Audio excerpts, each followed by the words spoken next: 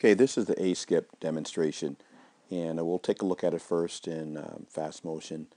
And this right here is where we go into a transitional A-skip movement. We transition from there into a running movement. And this is part of our warm-up, so we do this every day.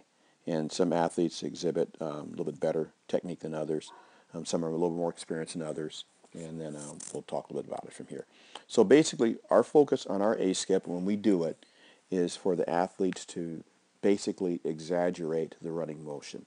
Now, the reason why I say this is because this is a drill. This is not designed to be exactly mimicking the sprinting movement. It's done to take the sprinting movement, certain aspects of the sprinting movement, and to exaggerate them to reinforce certain postural and strength,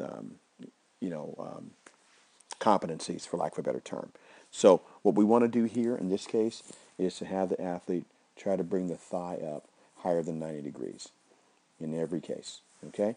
And when they do that, I want to keep the chest or the spine up erect while they do that. And you can see here Divine and Jazz are in pretty good position here. We want to dorsiflex the foot. Dorsiflex means to bring the toe up towards the knee, okay? And then when they strike down, they're going to strike down on the ball of the foot. They're going to swing the other arm down and back behind their body, front hand, tips to the lips, backside, past the hip pocket, as if they're cutting wood that's behind them.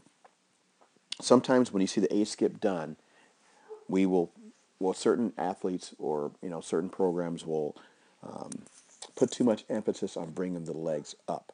Now, although we do want to bring the legs of the thigh bone higher than 90 degrees in this case, but our focus should be actually on striking down into the ground. If we strike down hard, we're going to apply force through the ground, not to the ground, but through the ground to enable a return of energy to the body to drive the body back up. And that's how we do it. Not by sliding along the ground and pulling up the leg. That's absolutely wrong. We want to strike down. You remember, sprinting is all about down force with the legs, back force with the arms. So that's what we want to do. So as the athlete moves, they strike down, through the ground, hit, the body should bounce up. Other leg should be up high. We want to get the athlete to look straight ahead and to keep the chest up. You'll see Divine's kind of breaking at the hips just a little bit. So that's something we have to work on, as far as the strength and power. Jazz has a little bit more experience, so she keeps the body with a little stronger integrity in a straighter line, for lack of a better term. And then we hit down, and then we bounce it up from there. Real simple. It's easier said than done, obviously, but that's the focus. Remember, it is not on bringing the leg up. The focus should be on striking down through the ball of the foot. We want to try to keep the ankle behind the knee. This is not a B-skip.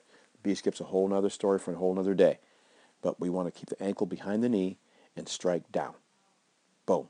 And be bouncy and go from there. Many times when I teach it and we practice it, we'll practice it. I'm not going to show it full speed here, but we'll practice it. And I'll literally have the athlete sit there for 3 seconds, then hit again, sit for 3 seconds. That way they can make any corrections for the posture or whatever. Hit again. Then we do it for 2 seconds, do it for 1 second, and then continuously. And there's other variations we'll put in where we'll skip for distance, where we'll skip for height, we'll skip for speed, all that sort of thing. But for the basic, and it's something we should work on every day, is being sure the athlete has that posture. Getting into a nice basic high position with the thigh and the strike down. Now, when they run, will they run with a thigh higher than 90 degrees? Probably not.